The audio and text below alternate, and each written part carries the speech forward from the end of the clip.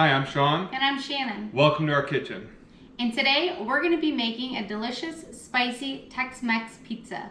So get ready. Because we food hard. Hi guys. Alright, so let's get this Tex-Mex pizza started. That's a tongue twister. So what you're going to need for this pizza is a pizza crust.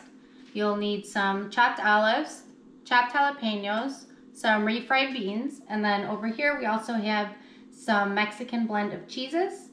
We have some ground beef, which we fully cooked and we seasoned it with a taco seasoning.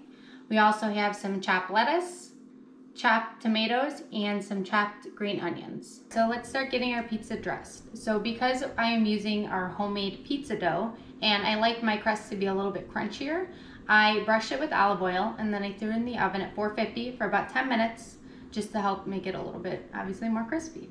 So the first thing we're gonna do is we're gonna take our refried beans.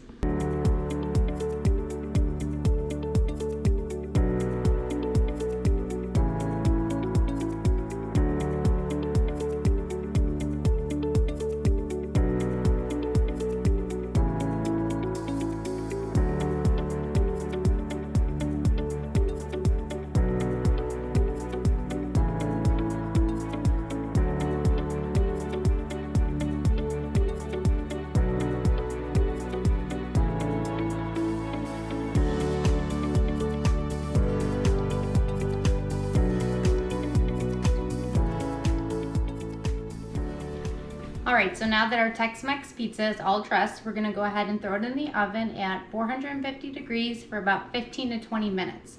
The timing really depends on how well done you like your pizza, and it depends on how melted and brown the cheese is.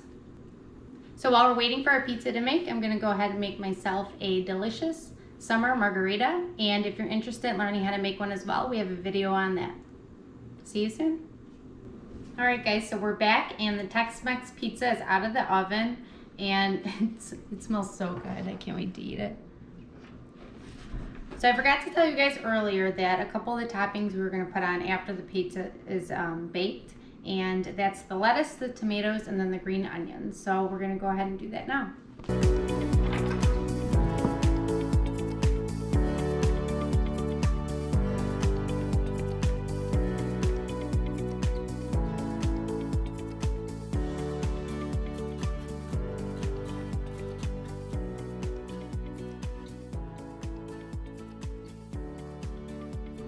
Alright, my pizza's all dressed, so I'm going to go ahead and let it cool for about 5 minutes and then I'll cut it. I like to do that because I don't like the cheese moving around on the pizza at all.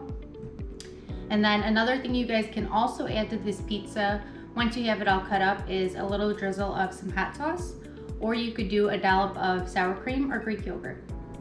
So if you guys are still hungry after eating this delicious Tex-Mex pizza, you can go ahead and check out our video on how to make cream cheese stuffed churros. So if you like this pizza, don't forget to subscribe. Also, go ahead and comment down below if you have a special request of a pizza that you would like us to make.